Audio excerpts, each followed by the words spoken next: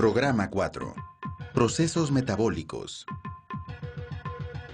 Propósito: que el alumno identifique los diferentes componentes de la cadena trófica, así como las reacciones anabólicas y catabólicas que constituyen el metabolismo. Hola, es un gusto poder darles la bienvenida a este programa, en el cual hablaremos de aquello que permite a los seres vivos obtener energía para llevar a cabo sus actividades. O como quien dice, recargar pilas. Me refiero a los procesos metabólicos. Esos que implican toda una serie de reacciones y transformaciones químicas de las células para obtener sustancias complejas y que pueden iniciar al introducir al organismo algún tipo de alimento. Aunque estos procesos también pueden terminar, todo depende de si el ser vivo en cuestión es el alimento.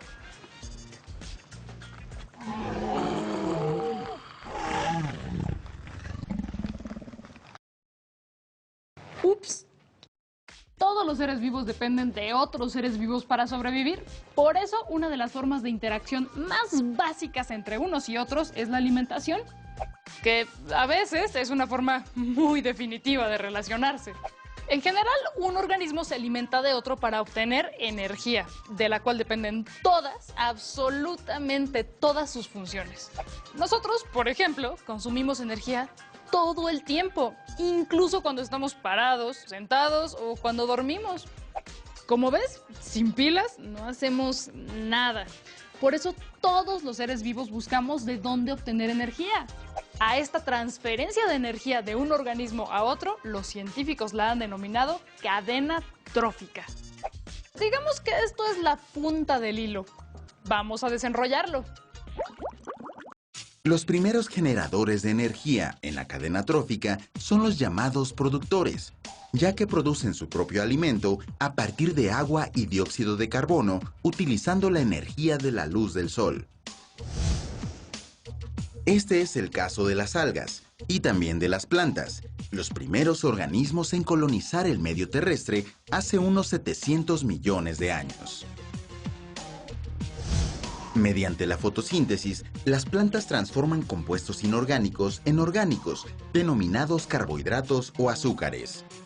A este tipo de procesos se les denomina anabólicos, porque requieren del ingreso de energía para realizarse. Gracias al oxígeno que los primeros organismos fotosintéticos produjeron en el planeta primitivo como desecho, se oxigenó la atmósfera y la vida terrestre se hizo posible. La fotosíntesis es esencialmente un proceso de oxidorreducción en el que un reactivo gana electrones mientras otro los pierde. En este proceso, por cada 6 moléculas de dióxido de carbono y 6 moléculas de un donador de electrones, en este caso agua o H2O, y utilizando la energía de la luz, se producen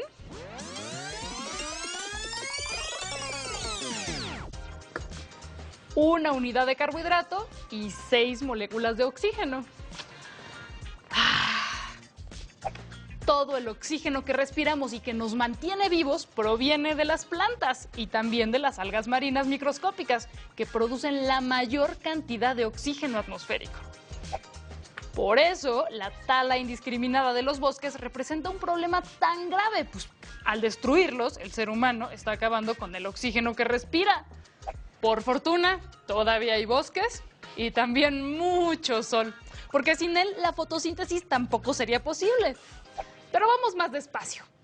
¿Cómo es que se aprovecha la luz de este astro? Los organismos que fabrican sus propios nutrientes mediante reacciones anabólicas, como la fotosíntesis, se llaman autótrofos. En sí, las plantas y las algas son organismos fotoautótrofos, pues utilizan la energía de la luz. En cambio, algunas bacterias utilizan un proceso diferente para generar sus nutrientes. Sintetizan carbohidratos por medio de la quimiosíntesis, por eso se denominan quimiautótrofos.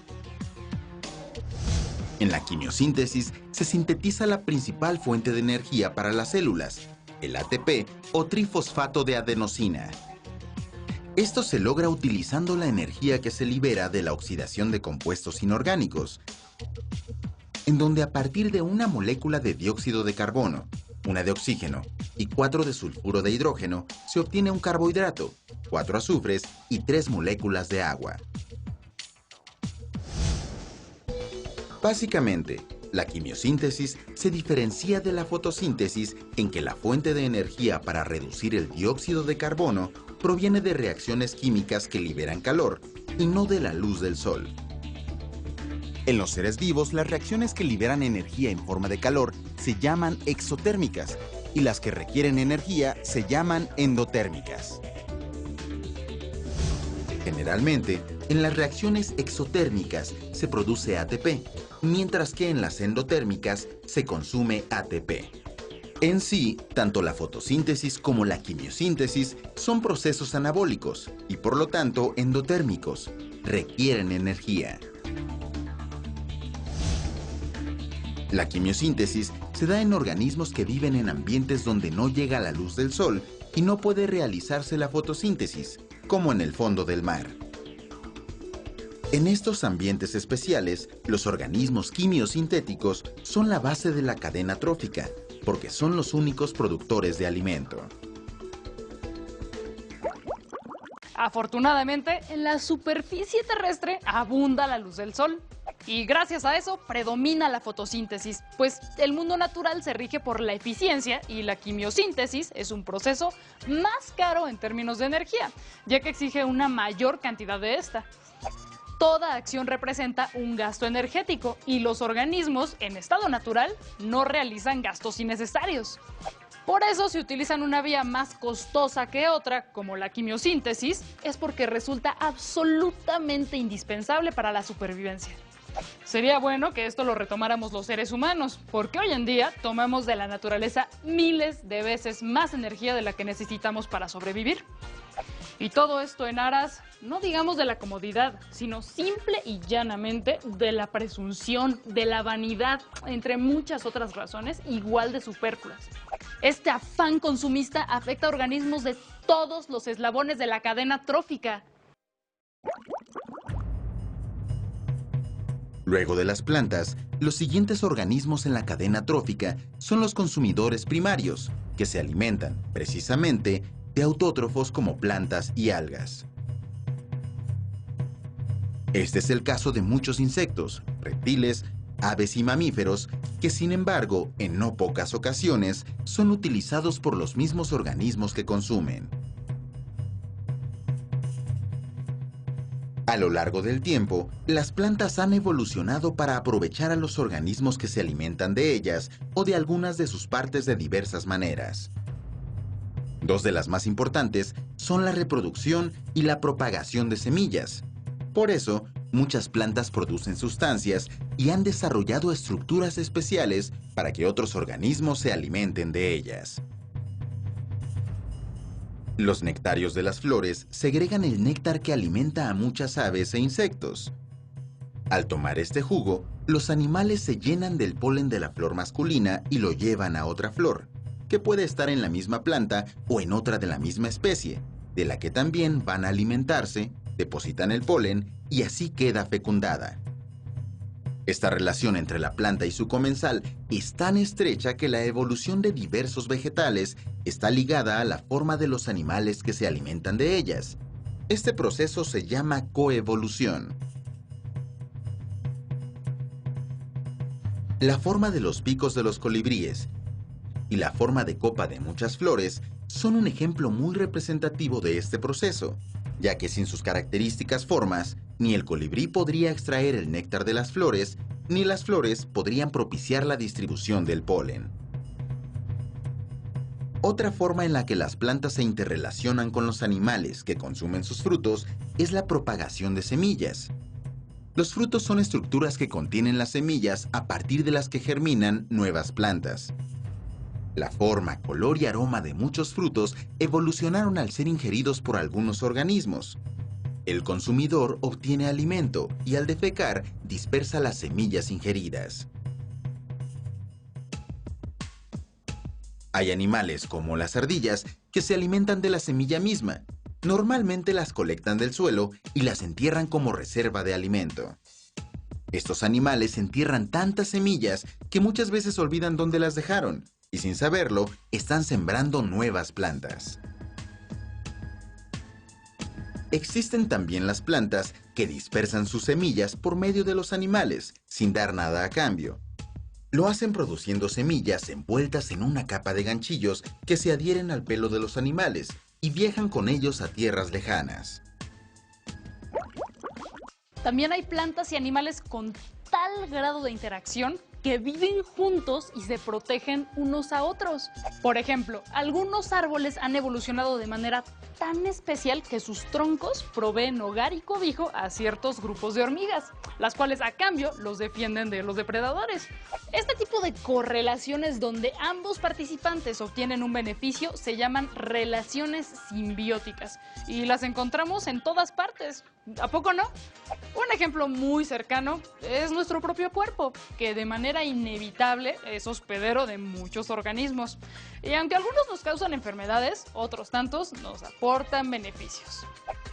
¿Salud? Los ejemplos de correlaciones beneficiosas son múltiples. Veamos algunas otras.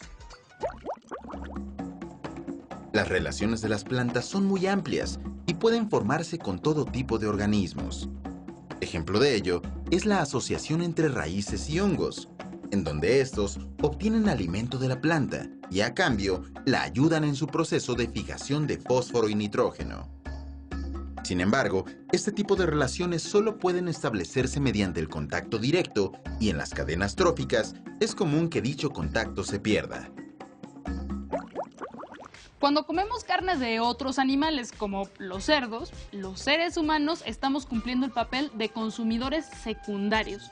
Pero cuando nos alimentamos de vegetales, somos consumidores primarios. Todas estas clasificaciones son artificiales, por lo que un solo organismo puede entrar en varias categorías dependiendo del momento y las actividades que realice. También hay clasificaciones en las que solo entran determinados organismos. Los humanos, por ejemplo, no podemos ser productores, como las plantas. Tampoco podemos ingresar del todo en el cuarto eslabón de la cadena trófica, aunque hay humanos que califican con honores para pertenecer a esta clasificación, y no es por ser buenas personas. Después de los consumidores terciarios vienen los carroñeros, cuya alimentación se integra de animales muertos que pueden estar en proceso de descomposición. Un ejemplo son los opilotes, que rondan a los animales moribundos en espera de que mueran para alimentarse de su cadáver. Otro ejemplo son las hienas, que suelen alimentarse de las sobras de cuerpos de animales que murieron de causas naturales o que fueron cazados por otros depredadores. Tras la muerte, los cuerpos de los seres vivos son reintegrados al suelo por organismos como las bacterias, que los descomponen. De esta forma, nutren el suelo que servirá de materia prima para las plantas, completando el ciclo. Todos los seres vivos que habitan la Tierra están relacionados por medio de la alimentación. De esta manera, la energía lumínica del Sol, que es transformada y almacenada por las plantas, llega a todos sin excepción, por medio de la transferencia de energía hacia cada uno de los eslabones en la cadena alimenticia. Así, en cierto sentido, todos los seres vivos son producto de dos factores fundamentales: el sol y el agua. Los organismos que no fabrican su propio alimento se llaman heterótrofos. Se alimentan de organismos autótrofos, como las plantas, o de otros organismos heterótrofos, como ratones y conejos. Los seres humanos somos organismos heterótrofos, al igual que los hongos. Así como los organismos autótrofos utilizan procesos anabólicos para fabricar sustancias complejas a partir de sustancias simples, los organismos heterótrofos dependen de procesos catabólicos para degradar sustancias complejas en otras más simples y así poder obtener energía y aprovecharlas. En las plantas, los procesos catabólicos consisten en reacciones que retienen la energía del sol para impulsar las reacciones anabólicas. Tanto anabolismo como catabolismo son procesos metabólicos. El metabolismo es el proceso mediante el cual los organismos obtienen la energía necesaria para realizar todas sus actividades.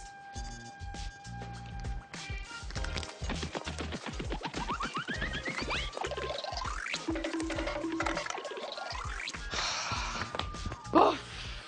No hay aprovechamiento de energía más eficiente que el de la célula. Sin el metabolismo, la vida simplemente no podría existir porque desde pensar hasta correr, cada una de nuestras actividades implica un gasto energético. Por eso, para que tu cuerpo pueda realizar todas sus funciones, debes alimentarte bien. Pero también es importante realizar ejercicio para aprovechar los nutrientes de manera eficiente. Pero si eso de ser atleta no te emociona, te tengo buenas noticias. Con solo una caminata diaria de media hora puedes ayudar significativamente a tu organismo. Pero no nos desviemos. Veamos más sobre las funciones metabólicas. Anabolismo y catabolismo dependen el uno del otro. Es un ciclo de producción y aprovechamiento de la energía que da impulso a la vida. A la vez que requieren energía, los procesos anabólicos también producen una forma de almacenar energía, que puede ser aprovechada por los seres vivos, los carbohidratos. De esta manera, al degradarse los carbohidratos, se libera la energía necesaria para que la célula realice todas sus actividades. La degradación de los carbohidratos en moléculas más simples es el catabolismo. Ambos procesos, anabolismo y catabolismo, son necesarios para el metabolismo. Su función principal es convertir la energía del medio en otras formas de energía que los seres vivos puedan aprovechar. Son el motor de la vida. Comúnmente, el catabolismo implica reacciones de óxido-reducción para degradar moléculas complejas en compuestos más simples y obtener energía en el proceso. Así, los aminoácidos pasan por un proceso de desaminación, los glúcidos por la glucólisis y los lípidos por una beta-oxidación para entrar en el ciclo del ácido pirúvico y después pasar al ciclo de Krebs. Mediante estas dos rutas se obtiene energía a partir de carbohidratos. El proceso general se llama respiración y puede darse en presencia o ausencia de aire mediante dos mecanismos diferentes. La respiración aeróbica es más eficiente y energéticamente menos costosa que la anaeróbica, que se da, por ejemplo, en algunas levaduras. La respiración aeróbica es el proceso inverso a la fotosíntesis.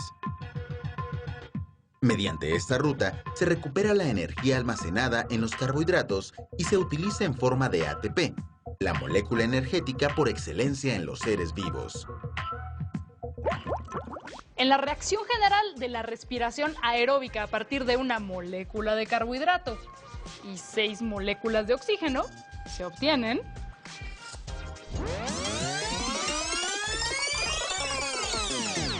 6 moléculas de dióxido de carbono, 6 moléculas de agua y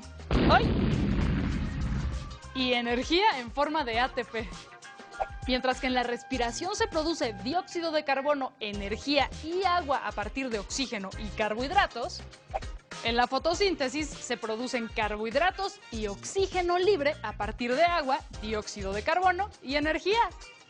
Cuando conocemos la ecuación general de la respiración, se hace evidente la importancia de la fotosíntesis y de las plantas, porque sin ellas, ¿de dónde vendría el oxígeno necesario para la respiración y la energía necesaria para el metabolismo? Esta es una de las razones por las que necesitamos encontrar formas más inteligentes de aprovechar los recursos y entre todos, gobiernos, ciudadanos y empresas, tomar medidas necesarias para evitar la crisis ambiental. Como hemos visto, el metabolismo es el proceso mediante el cual todos los organismos obtienen la energía necesaria para realizar sus funciones. Los heterótrofos dependen de los productos sintetizados por otros organismos para poder llevar a cabo el metabolismo, y aquellos que fabrican sus propios nutrientes son la base de la cadena trófica y se benefician de sus consumidores de diversas maneras. Como puede verse, los organismos interactúan entre sí en torno a la alimentación. El resultado de estas interacciones es la selección natural, que da como resultado la evolución de las estructuras y conductas de las especies relacionadas con la obtención de nutrientes. Cada día que pasa conocemos un poco más sobre cómo funciona la vida en nuestro planeta. Sin embargo, con cada respuesta surgen 1000 preguntas nuevas. Quedan muchas cosas por descubrir sobre la vida y la interacción que hay entre los mismos seres vivos y entre ellos y el medio. ¿Qué misterios nos aguardan? ¿Qué criaturas maravillosas y desconocidas se pasean ante nuestros propios ojos? El ser humano, entre todos los seres, tiene el don de la razón. Utilicemos esa capacidad para comprender y descubrir nuevas cosas sin destruir aquello que la evolución tardó miles de millones de años en formar. Todos podemos contribuir.